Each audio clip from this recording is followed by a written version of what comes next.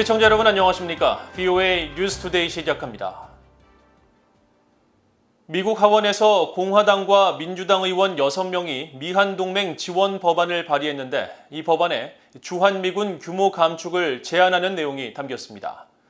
그런데 이들 의원들은 주한미군 감축 하한선을 현재 시행되고 있는 28,500명보다 낮은 22,000명으로 제한했습니다. 첫 소식 이조은 기자가 보도합니다.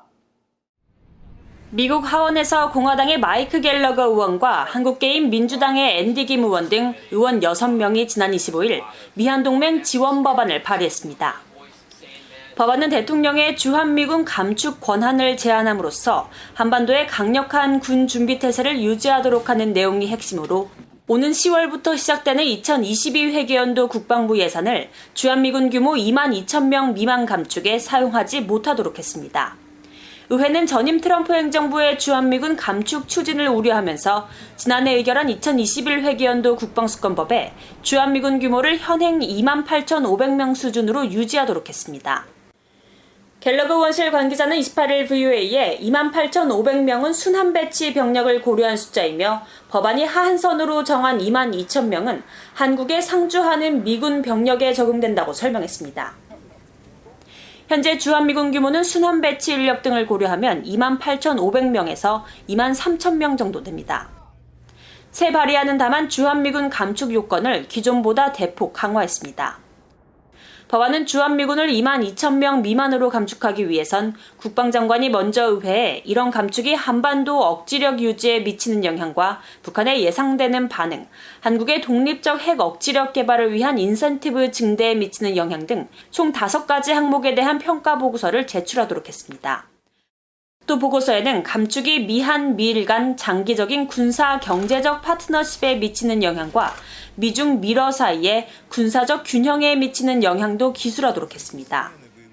주한미군 감축이 미국의 국익에 부합하고 동맹국의 안보를 저해하지 않으며 동맹국인 한국, 일본과의 적절한 협의를 거쳤다는 점 등을 의회에 입증하도록 국방장관에게 요구하는 내용은 기존과 동일합니다.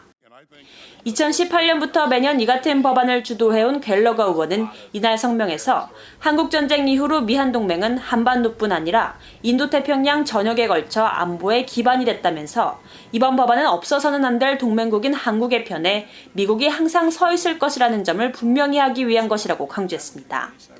법안을 함께 발의한 민주당의 톰 말리노스키 의원은 미한 양국의 안보가 요구하는 한 미국은 주한미군 유지 등 한국이 신뢰할 수 있는 파트너로 남아있을 것이라고 강조했습니다.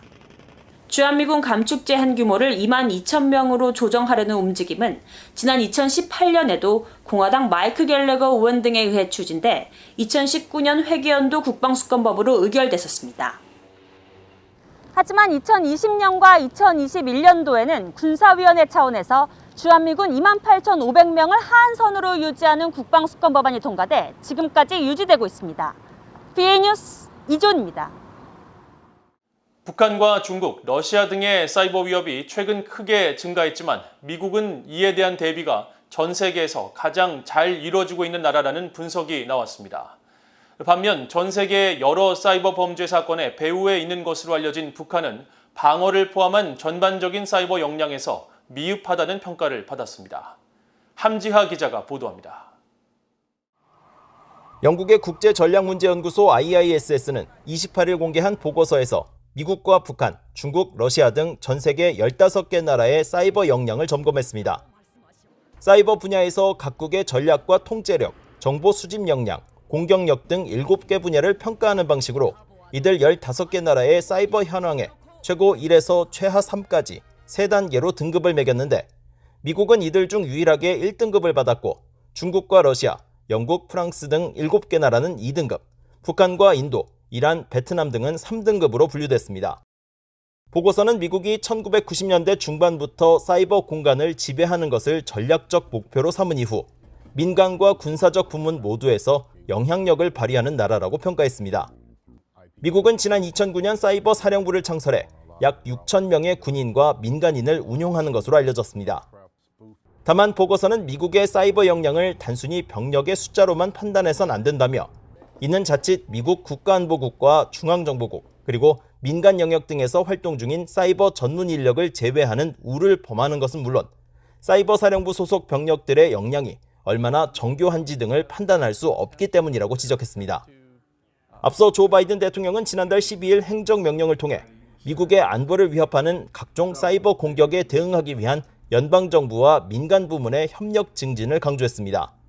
So in terms of the executive order, President Biden came in and clearly articulated that cyber is a key priority for this administration.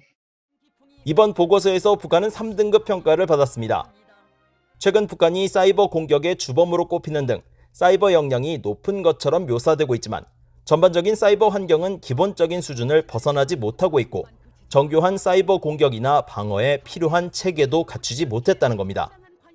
특히 북한에는 전 세계 인터넷망에 연결되기 위해 거쳐야 하는 거점, 즉 게이트웨이가 단 2개에 불과해 외부 공격에 취약할 수밖에 없는 사실도 3등급에 오른 요인으로 꼽혔습니다.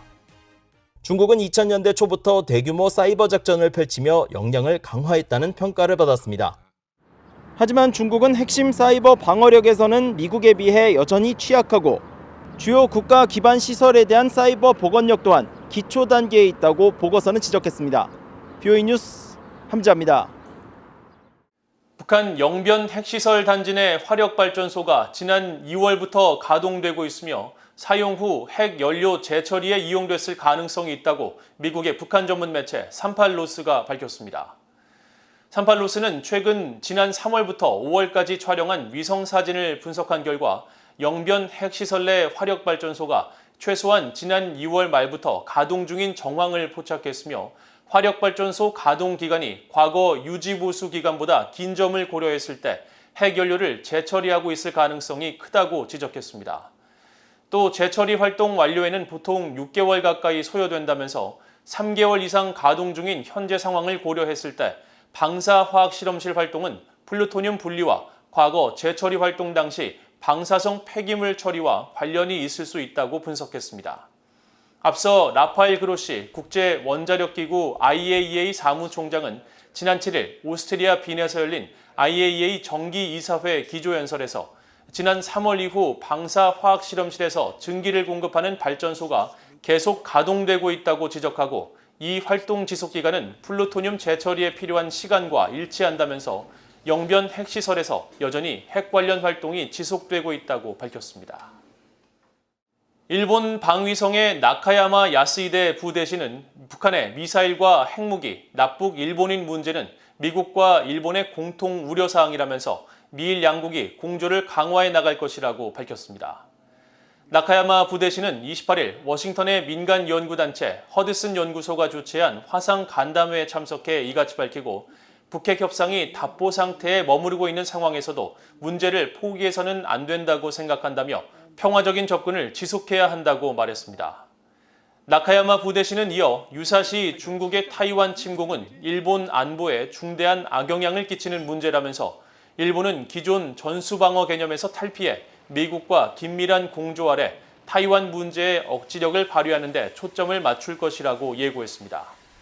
특히 중국의 영내 위협에 대처하기 위해 매년 일본 방위 예산을 국내 총생산 대비 1% 이하로 억제해왔던 것을 전면 제고하고 장거리 타격과 우주, 사이버 역량의 예산을 대폭 늘리겠다고 말했습니다.